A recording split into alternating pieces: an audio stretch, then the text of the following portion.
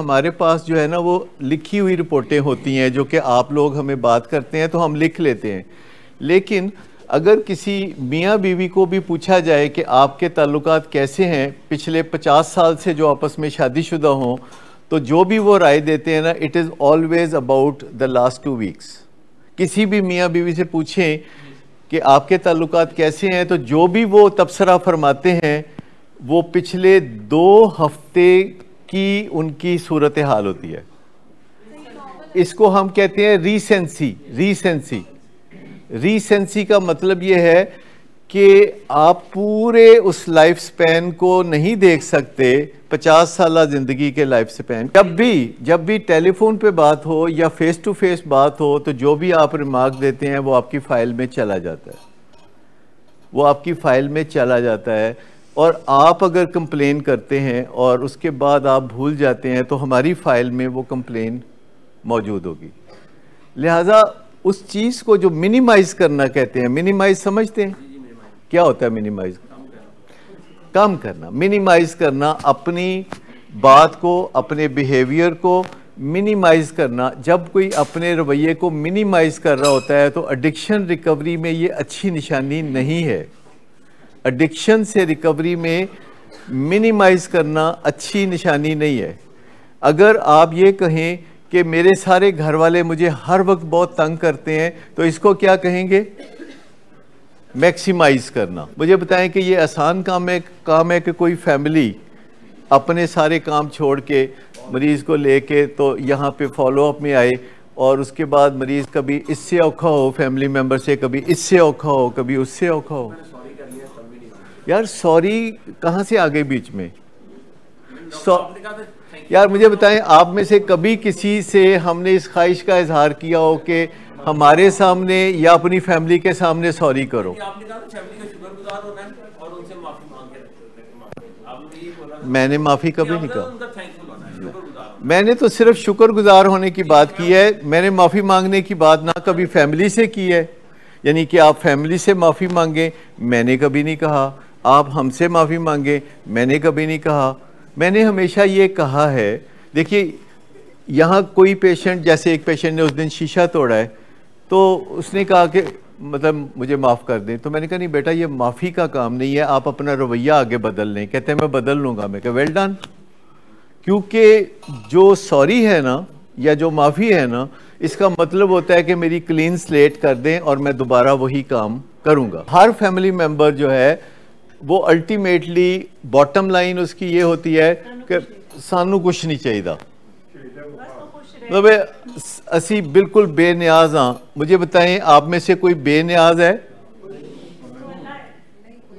कौन है बेनियाज? तो फिर जब अगर आप बेनियाज बनते हैं तो इसका मतलब क्या हुआ? जब आप कहते हैं कि मैं बेनियाज हूं, तो आप असल में क्या कह रहे हैं जी? ग्रैंडियोसिटी। किसने बोला? हाँ, ग्रैंडियोसिटी। देखो कितनी अहम बात की है कि अगर हम कहते हैं कि हमें कुछ नहीं चाहिए औलाद से, अपने आप ਨੂੰ संभाल लैन, तो असी अपने आप ਨੂੰ आप ही संभाल लांगे, सानू कोई मसला नहीं, असी बड़े महान हाँ, असी बड़े प्रधान हाँ। क्या आपके पास क्लियर आइडिया है? क्लियर आइडिया कि क्या चाहते हैं आप? क्योंकि आपने फॉर ए लॉन्ग टाइम इस तरह सोचा ही नहीं होता कि कोई तलाफी करे, कोई इजाफी दे, कोई साडा हक इत्थे रख। मतलब होना चाहिए ना कि जब आप अपने मरीज से टच एंड गो मीटिंग करने आते हैं तो पहले दिन ही कि साडा हथ इत्थे रख। करते हैं कभी कोई? नहीं ना। हाँ, हुण असीं ऐ जुल्म कर बैठे हैं, तेरे ते तैनूं पहुंचाता है, तेरी मेहरबानी तू। हाँ, अपने आप को हम कहीं ना कहीं समझ रहे होते हैं कि उन करते बैठे हैं, देखो उनकी बंद है, पता नहीं की होएगा। मतलब क्लैरिटी नहीं होती कि हमने कितना बड़ा यानी कदम उठाया है, एहसान किया है। इसने अपनी ज़िंदगी को नशे के हाथों टोटली बर्बाद किया हुआ था, तो अब हमने जो दाखिल कराया है तो हम इस पे प्राउड हैं।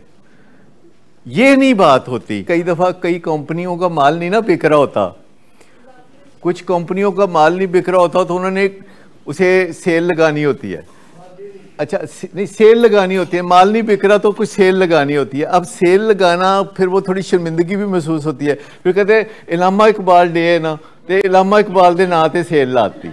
ਅੱਛਾ, ਇਲਾਮਾ ਇਕਬਾਲ ਡੇ ਮੁੱਕੇ ਤੇ ਫਿਰ ਕਾਇਦੇ ਆਜ਼ਮ ਡੇ ਤੇ ਸੇਲ ਲਾਤੀ। ਤੇ ਇਹ ਉਹ ਤੁਸੀਂ ਵਾਲੀ ਗੱਲ ਪੇ ਕਰਦੇ ਹੋ ਕਿ ਅਗਰ ਇਹਨਾਂ ਨੂੰ ਵੇਖ ਕੇ ਸਾਨੂੰ ਸਕੂਨ ਮਿਲੇ, ये तो वही बात है वो जो कह रहे हैं कि ਇਹਨਾਂ ਨੂੰ ਵੇਖ ਕੇ ਸਾਨੂੰ ਸਕून मिले।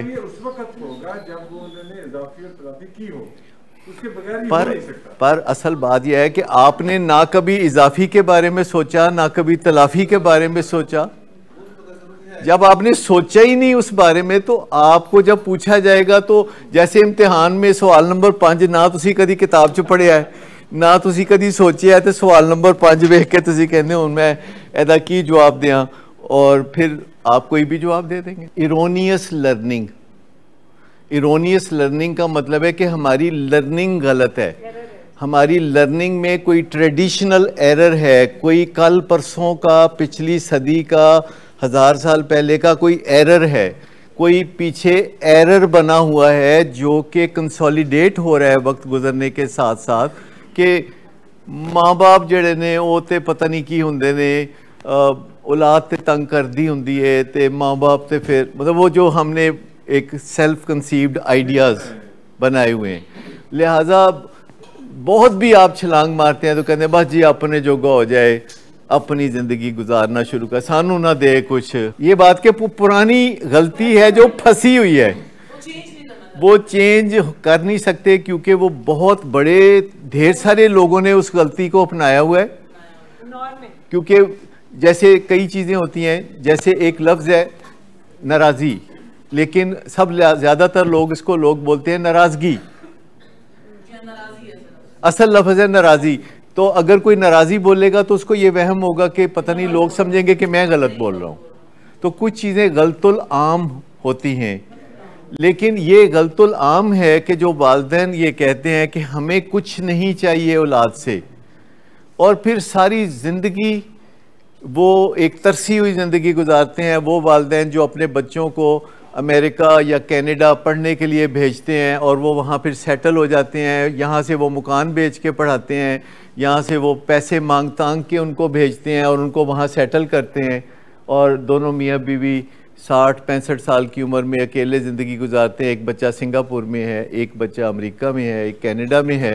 वो कहते साड़ी खैर है, बच्चे तो कुछ बन गए नहीं ना, तो वो ये कह रहे होते हैं।